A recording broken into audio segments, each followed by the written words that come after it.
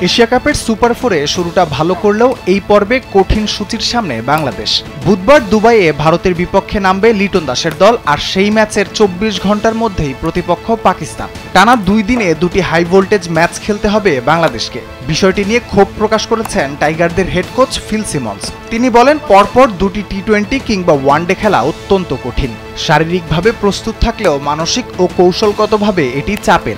তবুও খেলোয়াড়রা কঠোর অনুশীলন করেছে এবং তারা লড়াইয়ের জন্য প্রস্তুত। গ্রুপ পর্বের ৩ ম্যাচই জেতার পর সুপার ফোরেও পাকিস্তানকে হারিয়েছে ভারত। আগামী ম্যাচে ভারতকে কি হারানো সম্ভব বাংলাদেশের? এমন প্রশ্নে ভারতের বিপক্ষে কি করতে হবে সেটা নিয়েও পরিষ্কার বক্তব্য হেড কোচের। সব দলেরই ভারতকে হারানোর সক্ষমতা আছে। ভারত আগে কি করেছে সেটা তখন আর কোনো কাজে আসে না। ম্যাচের দিন ওই ৩.৫ ঘন্টা কি হলো সেটাই আসল। আমরা আমাদের খেলাটা খেলবো, ভারতের ভুলের অপেক্ষায় থাকবো। যদি সুযোগ আসে কাজে লাগাতে হবে। সুযোগ কাজে লাগাতে পারলেই ভারতের বিপক্ষে জেতা সম্ভব।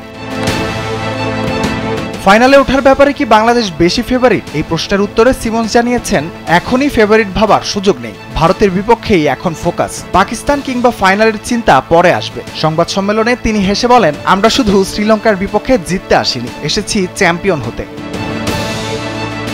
এশিয়া কাপের ফাইনাল এখন আর কল্পনা নয়, হাতের নাগালে। তবে তার আগে ভারতের বিপক্ষে ম্যাচটা যেন পাহাড়ে চড়ার মতো। শ্রীলঙ্কাকে হারানোর পর সিমন্সের মুখে হাসি ছিল না, এখনও নেই। কিন্তু তার কথায় আছে পাহাড় টপকে যাওয়ার সাহস। এখন দেখার পালা বাংলাদেশ দল সেই সাহসকে কতটা কাজে লাগাতে পারে।